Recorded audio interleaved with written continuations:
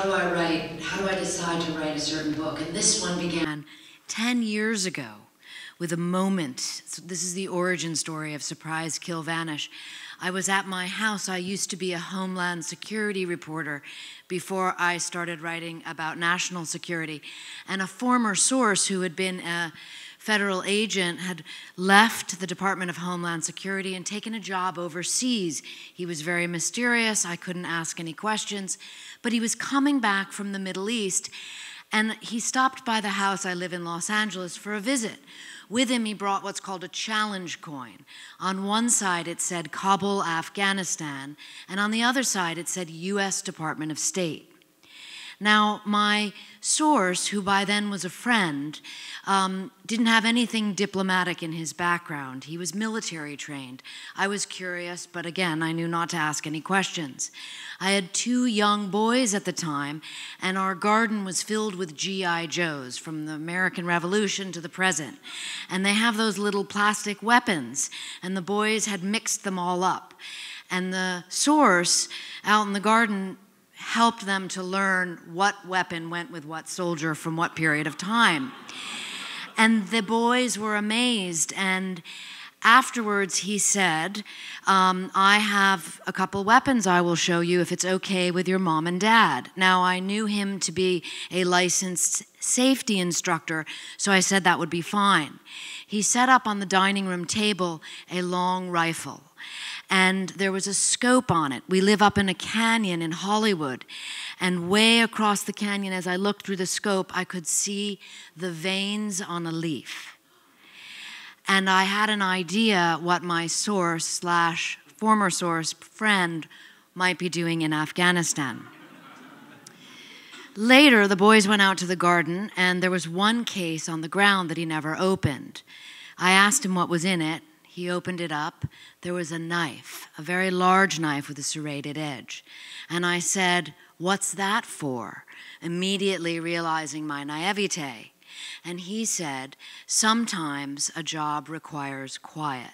He left it at that. He never said another word. I knew not to ask, but I began thinking. I wanted to know why. I wanted to know what he was doing, and I also wanted to know about my own reaction to it. In other words, I could imagine someone setting up a sniper rifle and taking out a Taliban or an Al-Qaeda fighter that way. But the idea of someone slitting someone's throat or jabbing it in their ribs really gave me pause. And that curiosity led me to write Surprise, Kill, Vanish, because there is an idea that exists in the national security world that one way of conducting warfare is from a distance. That is called offset strategy. And another way of conducting war is close up. And so there began my journey into this book. Surprise, Kill, Vanish is actually the motto of the OSS Jedburghs. That was the precursor organization to the CIA, the Office of Strategic Services. And the idea was that military operators not wearing any identifiable military clothing would jump out of airplanes, surprise, meet up with their French resistance partners in places like Nazi-occupied France, kill Nazis, and then vanish. And this created a big rift because one idea was that gentlemen don't slit throats. And so that is part of the reason why Truman disbanded the OSS after the war ended. But before that, I want you to keep this in mind. We trained a lot of individuals. They are called indigenous force partners. And as you can see here, there are 2 OSS officers there. And shortly before the atomic bombs were dropped, we were in Vietnam training Ho Chi Minh, and who would become General Giap in 1945. And these 2 individuals would wind up becoming on our kill list during the Vietnam War, after the OSS trained them in guerrilla warfare tactics. So much of my narrative is about how this division exists between this idea of gentleman's warfare and war that is ungentlemanly, or guerrilla warfare, or unconventional warfare. But I also want you to think about that idea of killing and how it sits with you, because it's something I think about. And I'm going to jump forward to the end of my book here so that you can kind of get a sense of how I like to write history. That there on the right is Billy Waugh. He's the main character of my book. He's the longest serving CIA operator in its history that we know of. He was assigned to kill General Giap during the Vietnam War. And there I am with, well, you can't see me, but I'm behind the camera with Billy Waugh. And that there is General Giap's son. General Giap was not killed by Billy Waugh. I narrate the story in the book. Instead, Giap lived to the ripe old age of 103. But the man with his finger up was Giap's commander, who was in charge of killing Billy Waugh. And we talked about what war meant. We talked about whether it was gentlemanly or whether it was brutal, and I'll get to that at the end. There's Billy Waugh as a young soldier. He was trained in conventional warfare. He fought in Korea and found it boring and wanted to get into special forces and unconventional warfare, and that is what he did. The tip of the spear of unconventional warfare is assassination. People often say, well, that's ridiculous, Annie. EO 12333 does not allow for assassination. But as I explained in the book, it does, because an EO is an executive order. It can be overwritten by another president's executive order, and it has throughout history. So let me pause for a moment. The idea of the CIA's paramilitary comes from the concept of tertia optio. That's Latin for the third option. So the president's first option is diplomacy.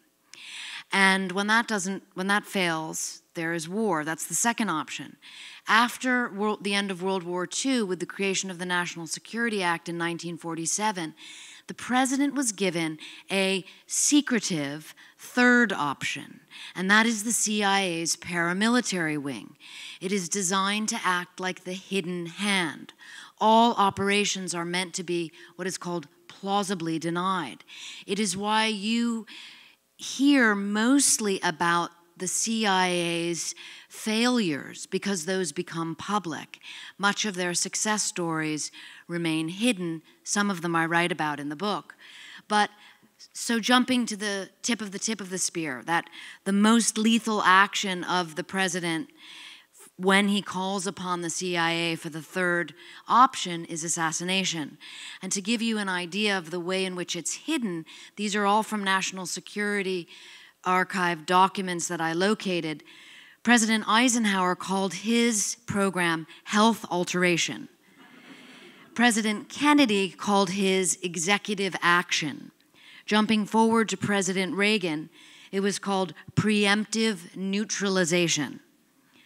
President Bush, during the War on Terror, called his program lethal direct action, also direct lethal action.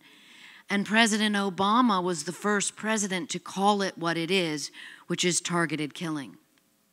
One of the targeted killings that is known to most people, or many people, involves Che Guevara. And I write the backstory of it into this book for a couple reasons. There's a mythology that Che was this noble freedom fighter, which in many regards he was, but he was also a big advocate of nuclear war. He spoke of it publicly, and for that reason, he wound up on the president's kill list. The mission to kill Che was led by a CIA team. Felix Rodriguez on the right here was the officer in charge. I interview him and tell his story in the book. And on the left, the trigger pullers were the Bolivian Rangers.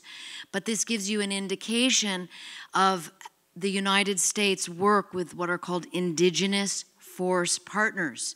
So going back to the OSS, Surprise, Kill, Vanish, we worked with the French. We worked with whoever were the indigenous forces in the country who knew the lay of the land, who could take our operators around. And that was the case in Bolivia when Che was killed. I traveled with Billy Waugh because I want you to think about this idea of killing and what it means. Is it good? Is it bad? Is it right? Is it wrong? Is it necessary? And I went to Cuba with Billy Waugh to meet Che's son. And there he is, smoking a cigar.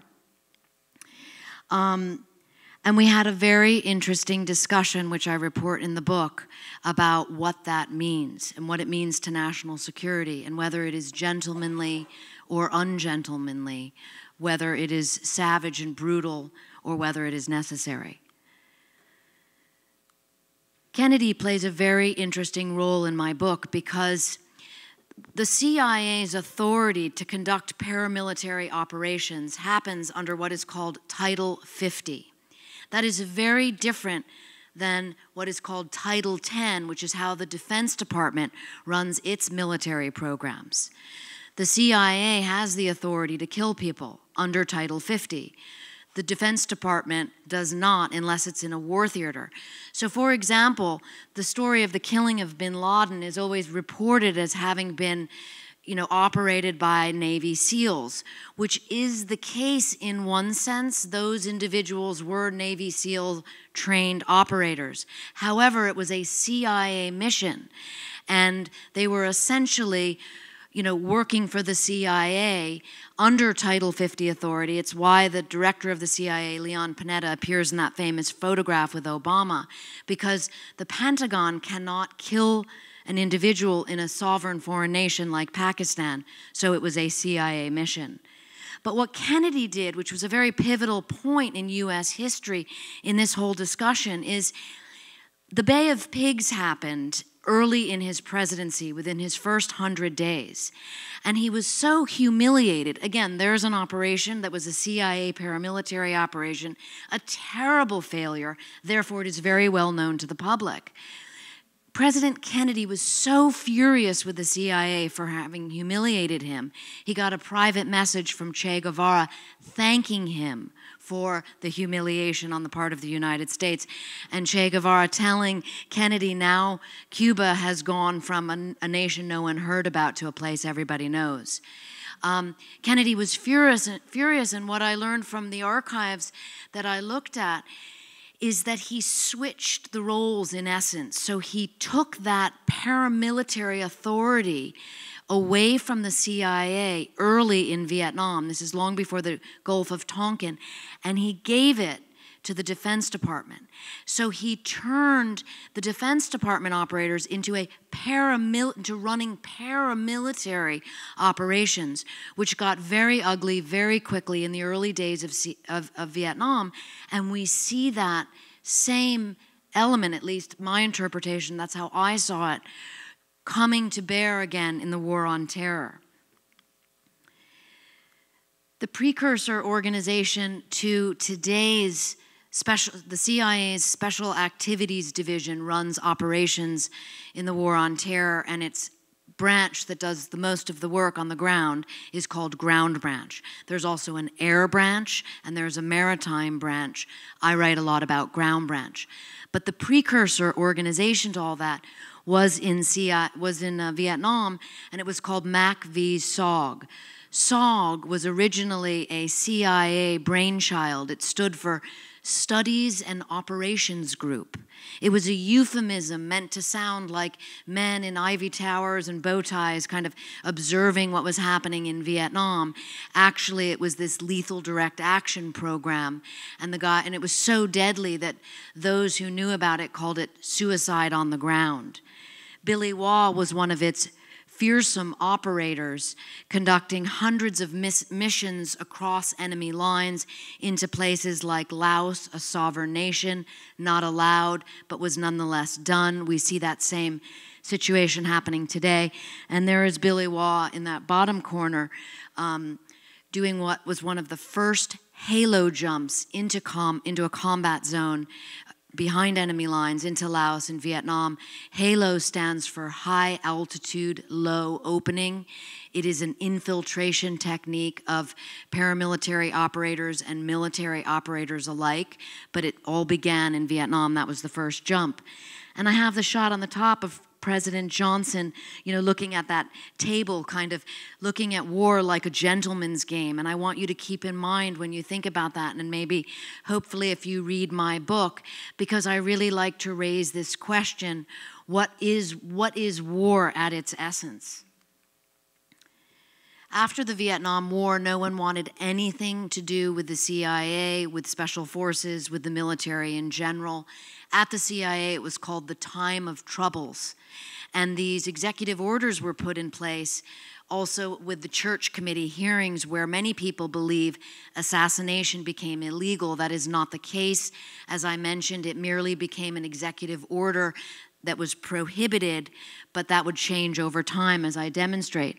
But I think this is an interesting photo because you see here Chief of Staff Donald Rumsfeld on the left with President Ford and Deputy Chief of Staff Dick Cheney briefing the president.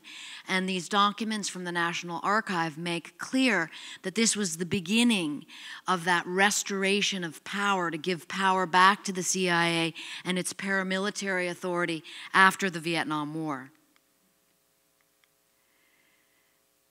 It was an interesting time for most of the operators because they had nothing to do. And many of the people I interview now in their 80s were these MACV-SOG operators who would later go on and consult during the War on Terror. But one of them was my main character, Billy Waugh. And here's a man who never ever talks about fear. He said he told me he had never felt fear in his whole life except once. And that was after the Vietnam War, when his services were no longer needed. He worked in the post office. And he worked in the post office for 5 years, and he told me it was terrifying. He said he was worried he would become an old man at the end of the bar talking about the war. But instead, in 1977, he got a call from the CIA.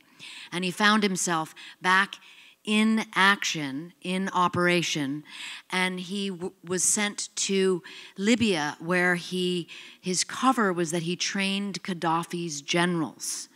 Actually, he was working for the CIA and taking covert photographs of Gaddafi's military bases, and these would become the first, most significant insider photographs for the CIA, beginning what would be Billy Waugh's career that would go on through the War on Terror. And there he is with Gaddafi's generals.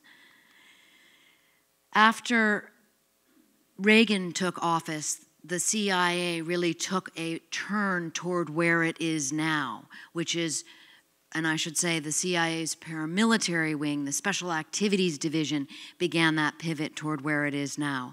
And that began with his director, Bill Casey, who was an OSS officer during World War II and had devised the plot to try and assassinate Hitler, something General Eisenhower did not want done. That was not what gentlemen do. But Bill Casey, using his lawyerly legalese, found a way around that to have Eisenhower authorize killing Hitler. But it was never, that mission was never put into play, although they were training for it, and it's a super interesting story, I think, in the early pages of my book. Another part I really found key to the narration of this history is how, on the opposite side of the coin, of this paramilitary action, of these Title 50 operations, which often result in the killing, the preemptive neutralization of high-value targets and foreign leaders, is how to protect our own president from that, from assassination. And to tell that story, I learned from Lou Merletti, who would later become the 19th director of the Secret Service, how his mind works in that concept. Merletti, like Billy Waugh, was a U.S. Army Green Beret during the Vietnam War, and there he is as a young man. Merletti would rise up through the ranks, and he would protect all these presidents, winding up the 19th director of the Secret Service. But what is also very interesting and not very well known at all is that the Secret Service has a component that is a paramilitary element, which is called the CAT team, and that stands for Counter Assault Team.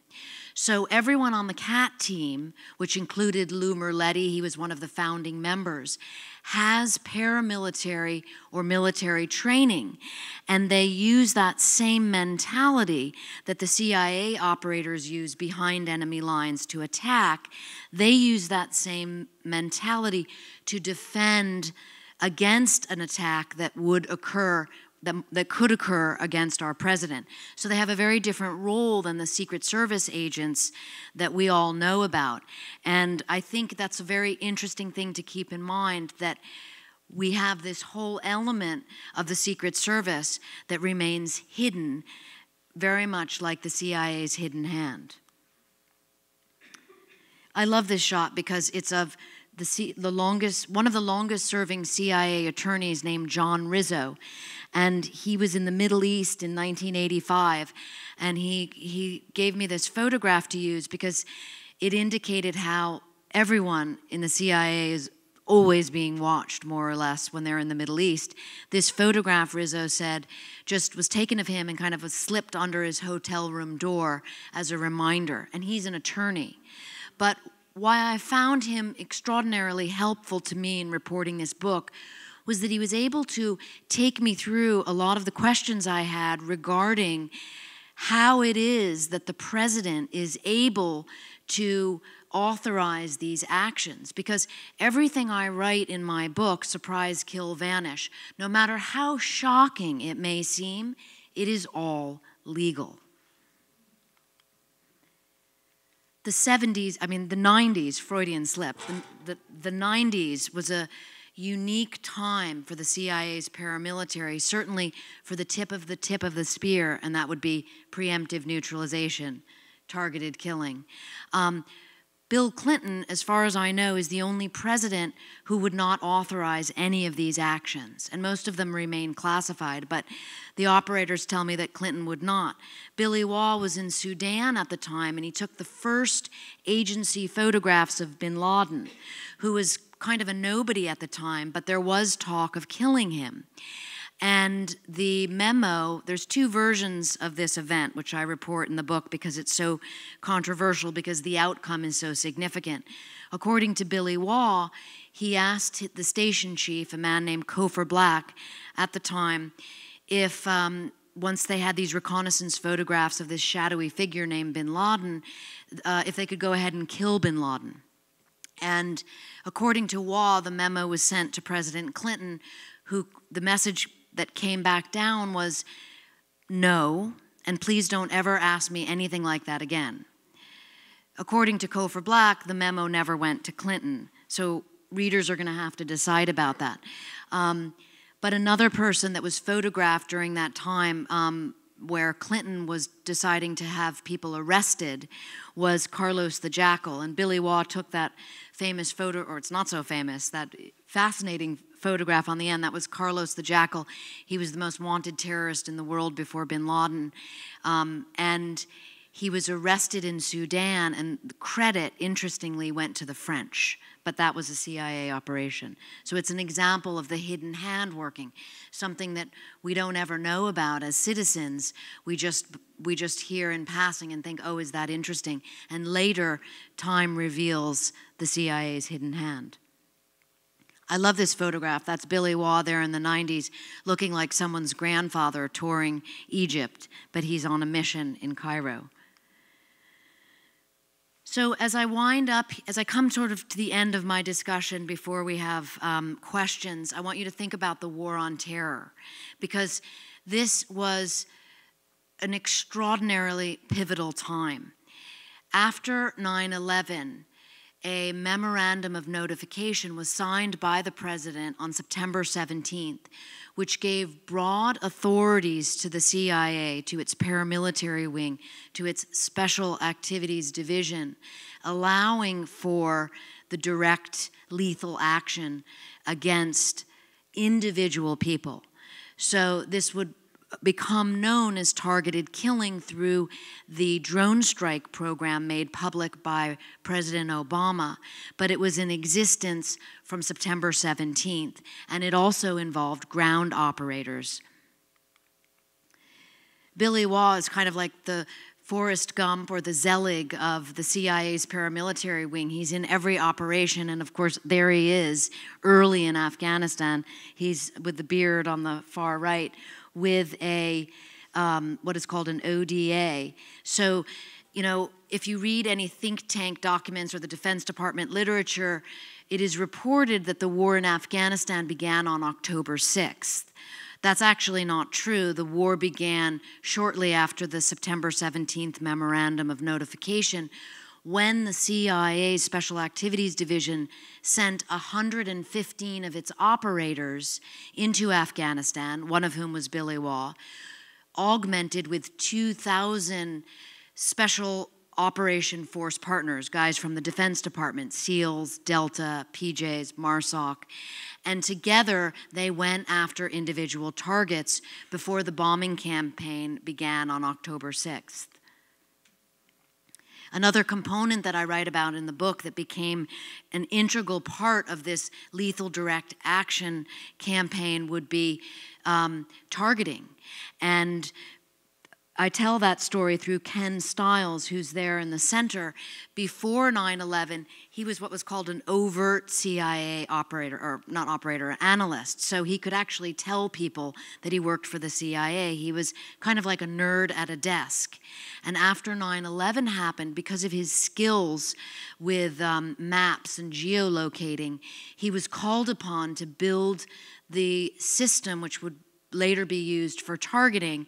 It was so popular and such an important part of this targeting rubric that the White House called it the magic box. And when there were problems in Afghanistan with the technology, Ken Stiles, this nerd at a desk, was sent to Afghanistan, and there he is all weaponed up with his indigenous force partners, taking care of the technology in the war theater. The same thing was going on in northern Iraq. The CIA's paramilitary wing was there operating before the shock and awe campaign began, trying to take out targets, Saddam Hussein's Mukhabarat. I tell that story through Sam Faddis, the CIA paramilitary officer who ran that program. And I want you to think about this as we come to the end because, you know, you have gentlemanly warfare, which is this idea that war should be fought by gentleman rules, and then you have down and dirty guerrilla warfare, unconventional warfare. And then there's another really dark component of all that, which is revenge-based assassination.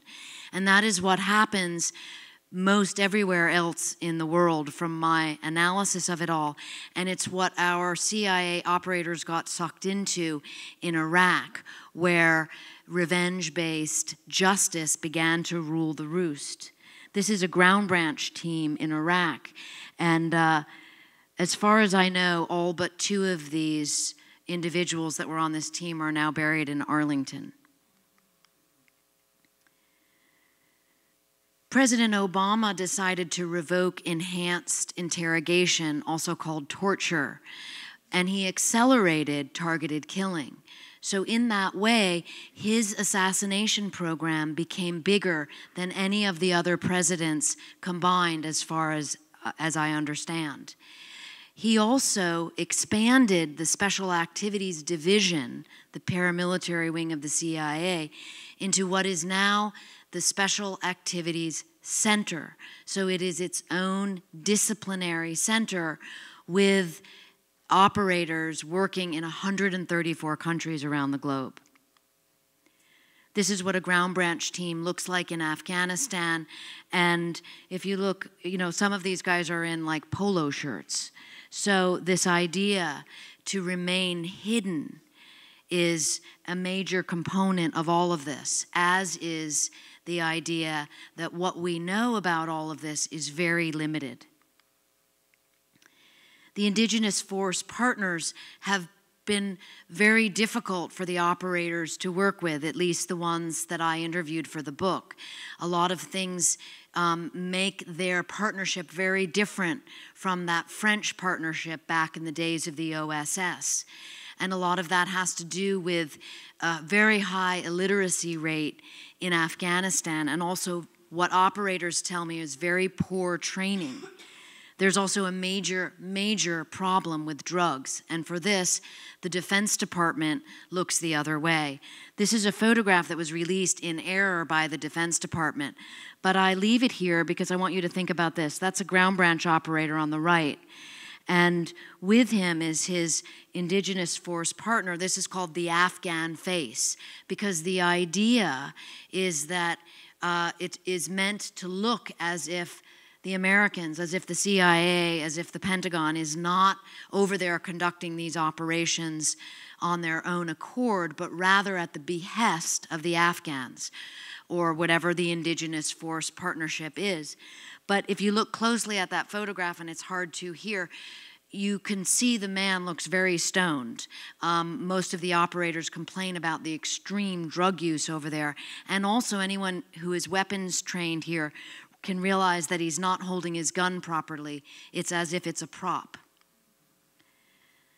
So on that note, I bring you back to the final thought of this, which is, gentleman's warfare, guerrilla warfare, what is right, what is wrong, what is necessary. It was remarkable to be in Vietnam with Billy Waugh and the son of the man he was supposed to kill and didn't. General Zhang, who was in charge of killing the Americans and killed many of them, and seeing these old two enemies talking about what this meant. The Vietnamese fought the war they needed to fight. The Americans fought the war they needed to fight, but was any of it necessary?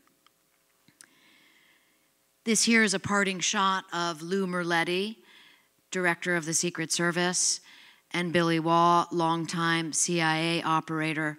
They believe that it is necessary, that offense and defense are two sides of the national security coin. With that, I will open up the room for questions, and I look forward to hearing what you guys have to say.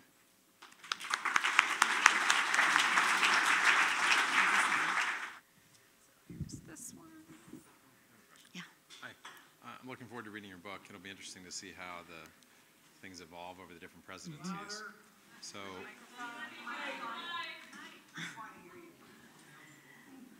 okay.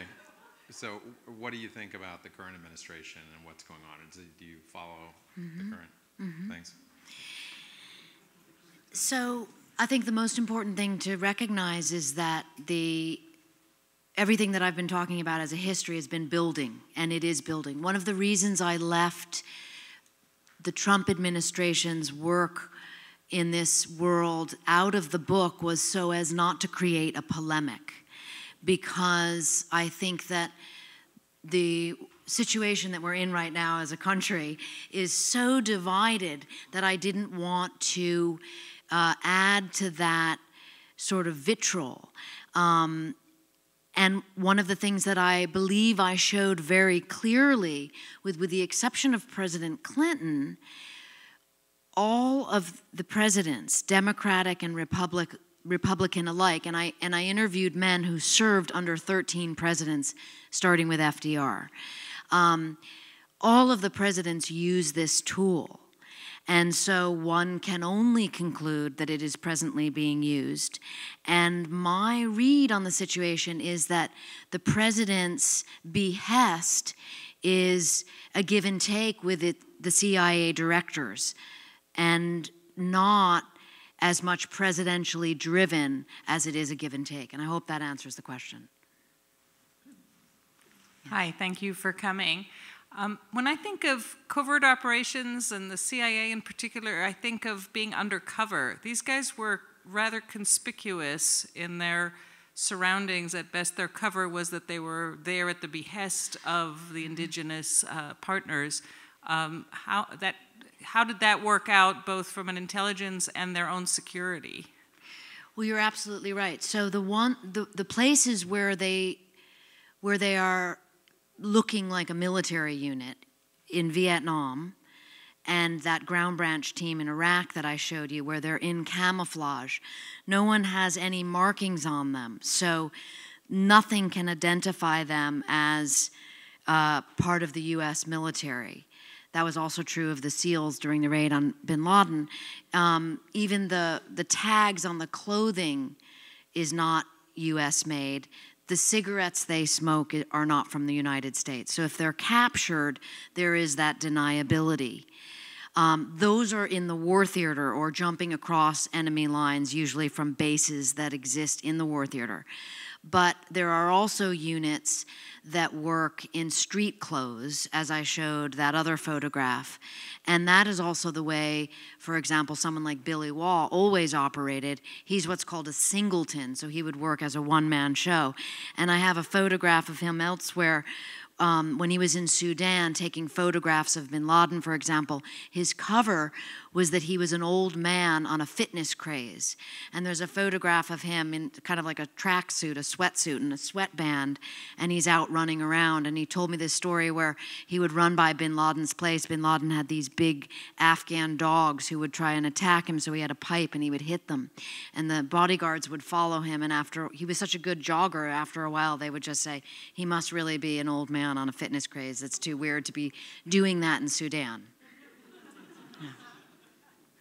Well, thank you for exploring issues of good and evil in the world. In your research of this book, did you get any sense about other countries' operations, and also what might call the effectiveness of it? That is, it's often, in general, I find that people talk about sort of intelligence, particularly human intelligence, as being, some countries do it very well and others do it very poorly. Is there some comparative stuff here across nations? It's a great question, and I did a lot of research in that department and found out that I would have had a 1,000-page long book if I had reported all that. But I do tell the story of one key Russian assassin who was the first assassin to defect to the United States in the 50s. He gave the CIA an extraordinary amount of information about how the KGB worked, and essentially still works.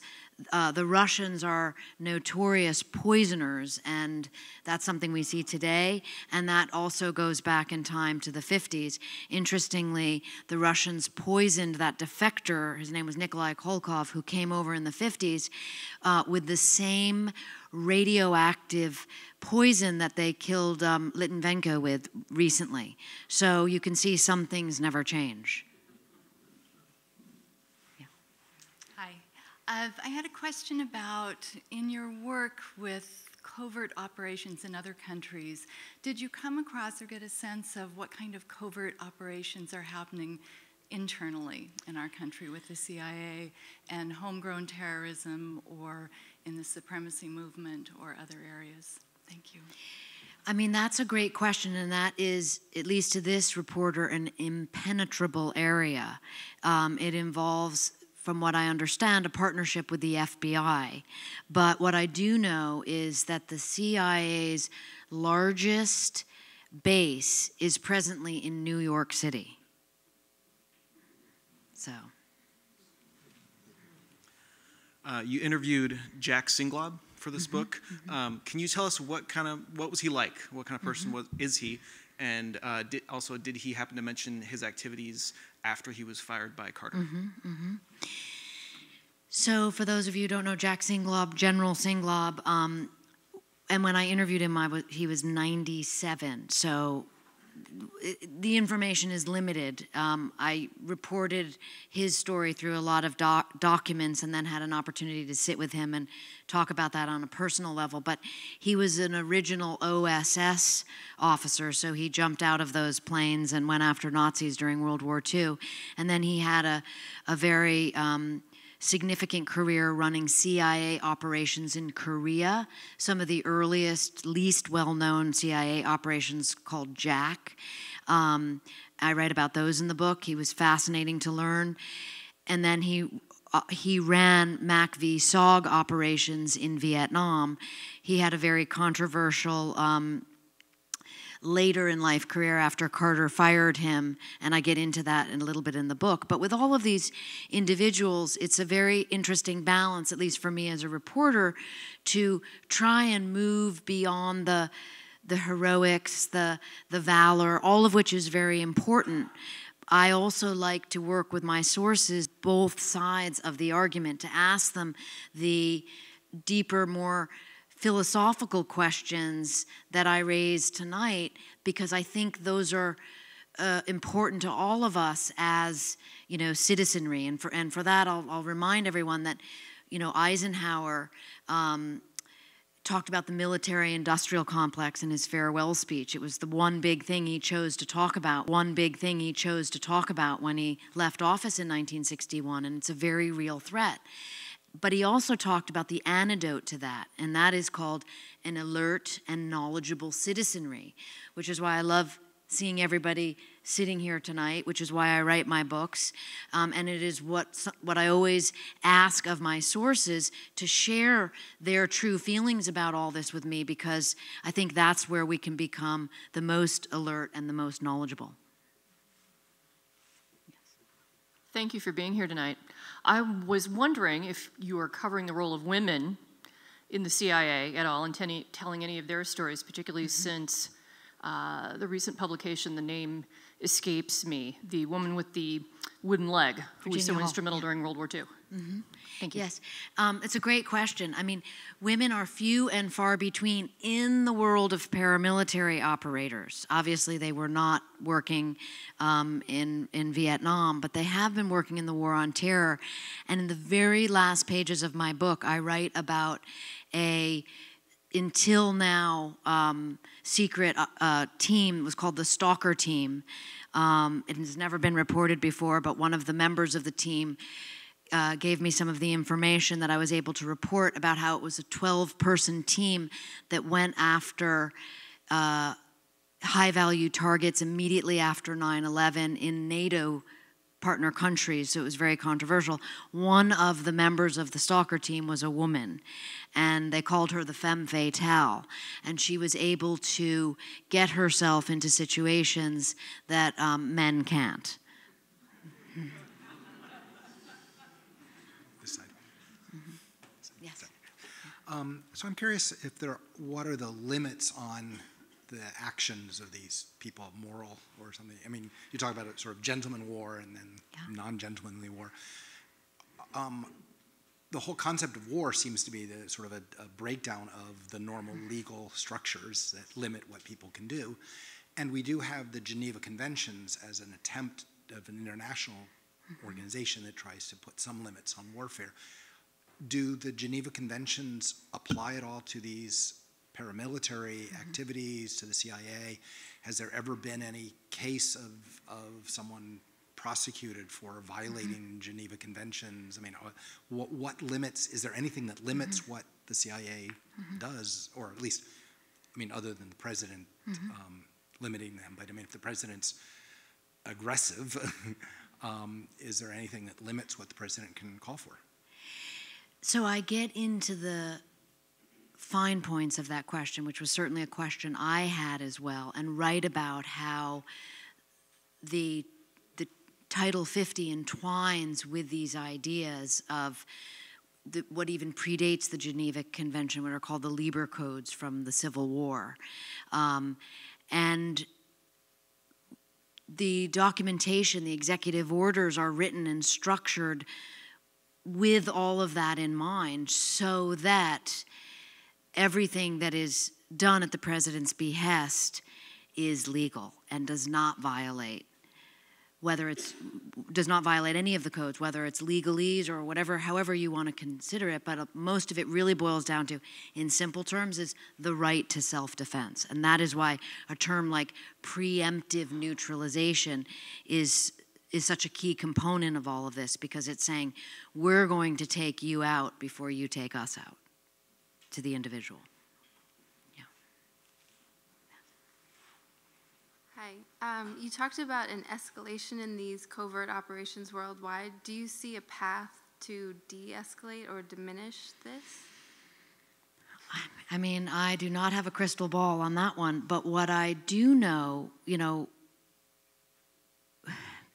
I mean, a lot of times people ask me what my opinion is to that, of is this a good thing, a bad thing, because obviously it is escalating. And on balance, what I will say is, when I interview young men who have and I have interviewed a lot of them, who have come home from war, having gone into the war theater as military soldiers for the Pentagon under Title 10 authority, and they come home missing limbs, terrible PTSD, and I spend time with them, and then I spend time with the CIA paramilitary operator who's closer to my age, and spent decades training in the military to become a SEAL, to become a Delta operator, a Tier 1 operator, then joins the CIA paramilitary, essentially saying, send me, let me do this job, I want to do this job, I am good at this job. And so I weigh that out, and that makes me, that raises the most questions inside of me about, which leads to, back to your question about is this getting bigger? And my answer to that is, one might want to think about that second option, going to war, sending the young boys to war, versus a paramilitary operation by the CIA with operators who want to go. That's what the president, any president, is really dealing with and considering.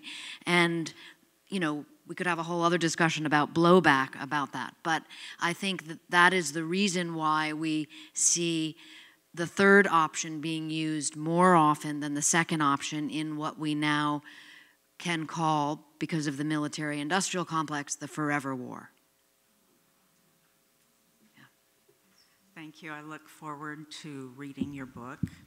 One book I read just recently was The Devil's Chessboard, about the Dulles brothers before Vietnam was so much part of the story. But and I don't know, well, my trust as an alert, informed citizen is very low, because they're not always military operations there to mess with democratically elected leaders who are in their way financially, whatever, economically. And so, and unfortunately, I've read way too many books, put stuff together. It's like, I believe they use this as a cover too for economic interests. And so, did you maybe have a question that I could answer? Yeah. No, I mean, yeah. It's all well taken. Okay, well, you're brave to write this book, I think, and I guess, yeah, did you do any research earlier with JFK fired Alan Dulles, yes, who then carried out his own operations in France with Nazis? And so when I tell people about it, they think that couldn't happen. So I think maybe your question is how did I deal with this idea of, is the CIA taking advantage of its covertness and perhaps, so and I'll answer actions of the men who say we need this. I'll answer it this way. Okay. I started out writing the book to ask exactly that question, and without being vague or obtuse, I mean, I did write a 500-page book for a reason, because these are complex, complicated ideas, and I don't think they can be summed up by me or anyone else, properly to say, yes, it's black, it's white. It's very complex, and the situation is like a serpent. It's winding around itself, and in some cases, it's leading to, complicated blowback, and in other situations, you might dare say it's a job well done. Kennedy had the reputation of hiring these whiz kids. I don't think I'm going out on a limb to say Trump, maybe not so much. How much should we worry about the dumbing down going to this level? The dumbing down. I mean,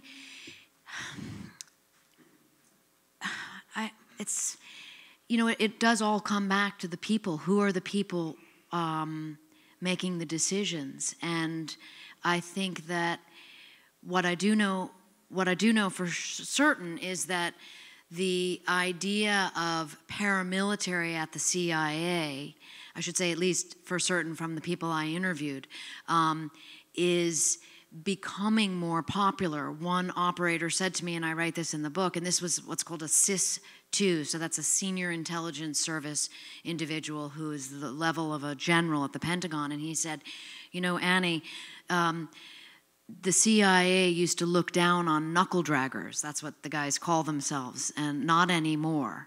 So there is an idea that the CIA's military wing is perhaps better equipped to take the third option for the president as opposed to the second option over at the Pentagon, which winds up with a giant footprint. To that end, I'm going to give you one fact. Almost completely unknown, because it was reported by the Inspector General of Afghanistan, whose position has just been removed. So this is one of the last statistics you're going to get. But the last month of 2018, the Pentagon dropped the last year, in 2018, the Pentagon dropped 7,200 bombs on Afghanistan. That is a lot more activity than a few guys with a serrated knife. Thank you for being here and sharing. Very interesting and educational. Three-part question, I'll fire them off. Number one, what is the incentive for the folks to share their stories with you? In very limited conversation with service members in the past, some of them like to think of themselves as quiet professionals. You know, we do our business, we don't talk about it.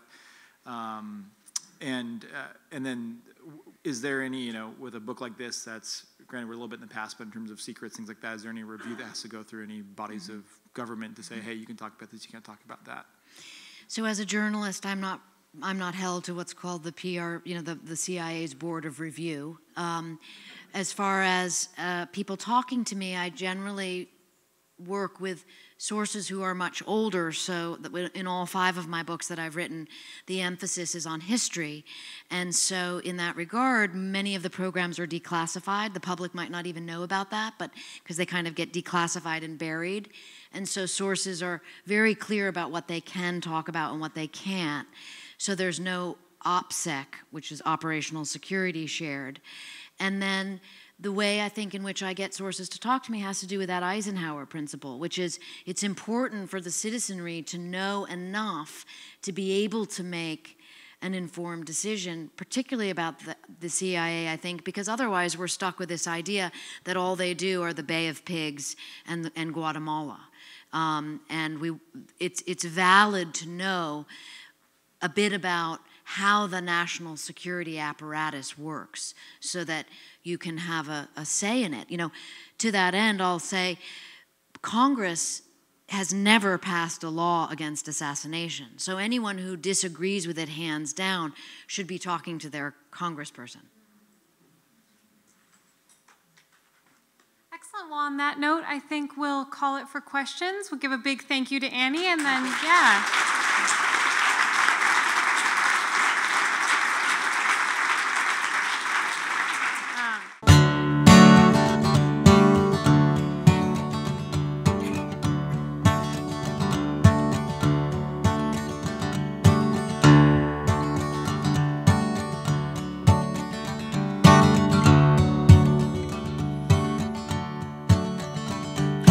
Dirty water in the falling rain. You wipe your initials in the window pane. Freedom walks on the avenue. You'd be there too if it was up to you. You never give up. You never give up. From the tower block to the battleground, jump on over, it's a long way down. Gravity pulls to the last frontier. There are no other limits here. You never give up. You never give up. You never give up. And though they may slam the door or wipe your face on the floor, you've seen it before, and you never give up.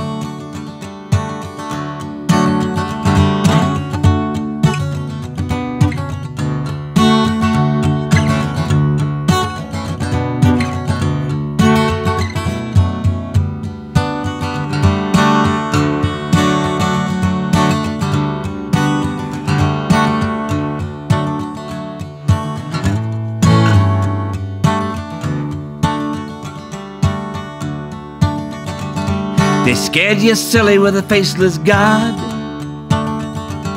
They wrapped your knuckles with a lightning rod. You carried it with you in a gunny sack, an invisible monkey on your bended back. But you never gave up. You never gave up. You beat your head on a solid wall. All you need is a crack, you don't need it all. The wall just laughs and turns away. You keep at it anyway. You never give up. You never give up. You never give up. Through every crooked deal, their laws are made of steel, but they're never half as real as you are when you never give up.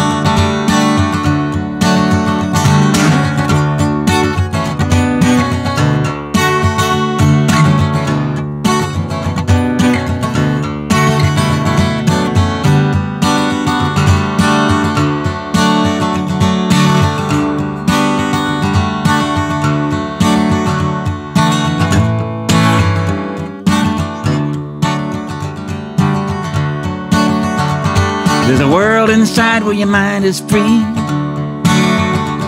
and there's a world outside where you'd like to be, and there's a fine line where your vision clears, and all the distance disappears, and you never give up. You never give up. I'll meet you when the morning comes, the saxophones and the marching drums, gleeful trees by the water's edge, the flowers on the window ledge. They never give up. You never give up. You never give up.